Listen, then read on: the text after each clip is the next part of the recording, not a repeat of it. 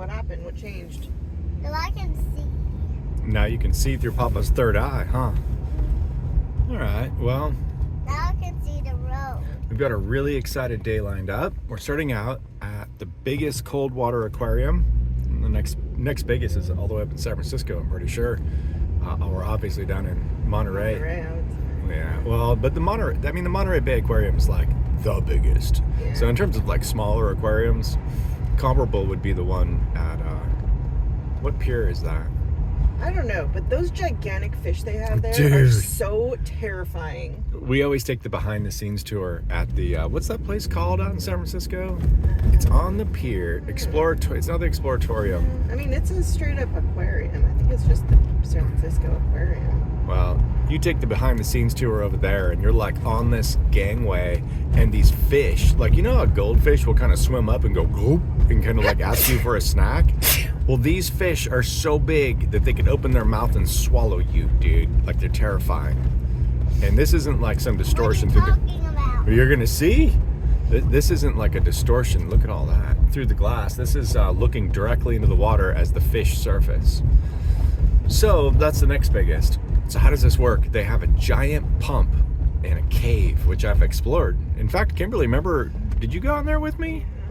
It's in the door. Yeah, there's a creepy door in a cave down at the waterline, around the median tide line. Basically at the bottom of a cliff in a cave with no beach that goes to it. So you have to like And it's shallow. It's like 2-3 feet when we went there. Scramble around. Slippery rocks. And there's a lot of algae growing because the outwash from the aquarium is there, so it's a high nutrient area. Oh, look, someone crashed into the corner over here. That's nice. So they pump in. I mean, the key to an aquarium is it's prohibitively expensive if you don't have a continual fresh source of water. So they have that, and they have huge 12-inch pipes running everywhere. They've got a dolphin swimming pool. Remember when we went and saw them? Yeah. They come and go. Seems weird. Like, Oh, they were just there recuperating them. It was temporary. was it? Yeah. It's temporary. Those dolphins are temporary in there. I thought so. I don't know. I thought that's like part of the school's experimental. Maybe it's a effort. project. I don't know. But then they got the main aquarium room, which, in all honesty, having been a reef keeper for many decades, I've not been their reef is at about 10% what it could be. But that's because it's focused more on like scientific experiments and, controls. So it's not the beautiful layout. But, oh, you've been here, Goose. But it is still a room full of giant aquariums. Now, didn't they break down the huge whale outside? Yeah, but I think they redid it. All right. What day is it, Mom? It's Saturday. It's Saturday. It's Saturday, Papa. Yeah. All right, it is Saturday. Papa usually works on Saturdays, but his body gave out on him.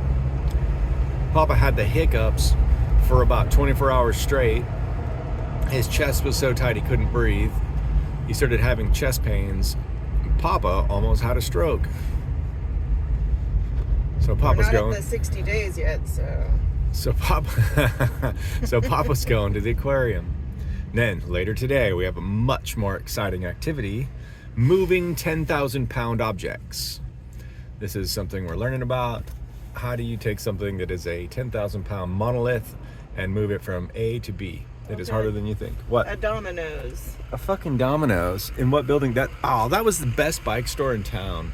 So there's this bike store in town right beside us. You can't see it. And they used to host the Critical Mass. And even though the Critical Mass irritates me at times, I still appreciate someone who riles up like 300 teenagers to go ride their bikes on the street. Like, I support that. So they hosted a lot of those, as well as a lot of mountain biking adventures. They were a bike store where if you showed up hat in hand and said, "Oh man, I broke a spoke," and this and that, they'd just reach into the pile and hand you one. They weren't there to turn the highest profit. They were there to develop a community of bicyclists, and there was really a warm shop, and I was really sad to see them go. Hopefully those bike mechanics are distributed around town now, and you can still find them. But that was the best bike shop in town, other than the free bike shop, which is at what is that dump called? The bike church. You can still go to the bike church I dumped all my tools there. Everybody else dumped their tools there. So if you need bike tools like spoke cutters and spoke, you need to like lace a wheel from scratch or whatever, you go down there, you can do it.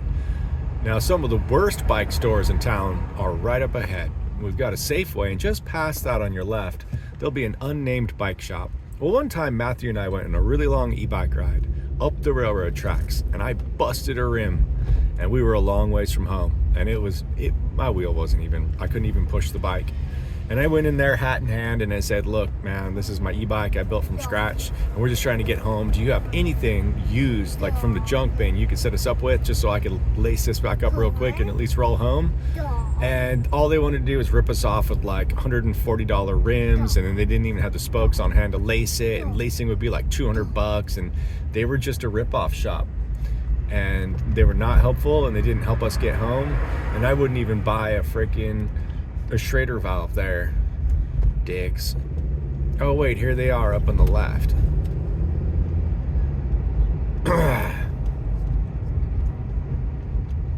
Another bike shop. Not helpful to the revolution. Sorry, guys. How about this upper crust pizza and pasta? We went there a couple times. It wasn't a bad experience. It's fine. It was fine. If you're in college, you can go eat there. Now, up ahead, we're looking for our friend with he dresses all in orange, and he always has a sign. I think that might be him right over there. And it says, fuck the Dodgers, or it says, fuck Trump. One of the two. He's a Santa Cruz, he's a pillar of the community, and the only homeless man to not be run off. I'm pretty sure he's like a veteran and worked for the city for like 30 years. Like, everybody's got to know him, because he never gets run off. He always keeps his camp tidy, and he's never yelled at me or anyone I know. That's somebody's stuff right there. That's not him. That's somebody's stuff right there. That's not him. Those are just bums. Here he is over here. This is somebody's stuff. I think this is him. Yeah, I think that's him. Well, we like him. I mean, he constantly has a fuck Trump sign posted, so how could you not like him? He's reading the room. All right, so on our left, we've got what used to be the dirt pump track. Now it's all paved over. There's like 40 groms out there, little groms, like littler than this one shooting by right here. Good spot to take your kids. Behind that is the farmer's market currently going. And then you're at Santa Cruz Skate Works. We're kind of in the UCSC extension over here. This farmer's market doesn't do much for me. There's like, so the flea market used to set my standard, and you could get anything from a hammer to a taco, and it was all pretty good. And over here, it's like they have like weird hippie stuff, but I don't really need it. And they have food, but I don't really like it. I'm not into this for me. Now you guys like it. You and Tyler like it, right? Well, yeah, it's like things that I would actually want to eat over there versus like a freaking stepped on taco at the flea market. There's 1,000 people back there. Did you, excuse me, a stepped on taco from the flea market? I'm just calling it out. We don't talk that way about flea market food. I do not approve of eating flea market food. These are families from the community who came out to share their home cooking, Kimberly. I think you might just be jealous. Well, that's what you get at the farmer's market too, except there's a higher standard. Except for they're like, we took some beets and stomped them with our bare feet and made a beet jelly that has no nutritional value or calories. So you can use it to rub under your eyes, or you can rub it on your butt, or you can eat it. You're just afraid of things that are. We've got some honey that isn't sweet. It's special honey that isn't sweet, and we've got some bread that's so grainy that it just falls apart and you can't make a sandwich out of it.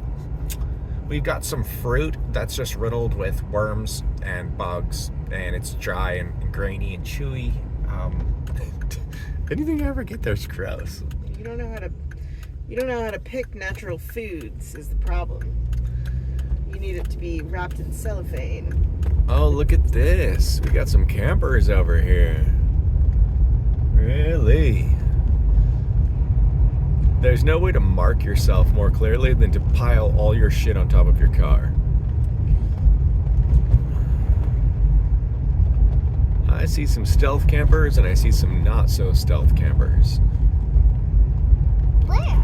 We're right back there, Goose. And now here we are at the Seymour Center. We got the homeless gardens on the right, though we prefer houseless. Seymour Center? The Seymour. Seymour Center's right up ahead.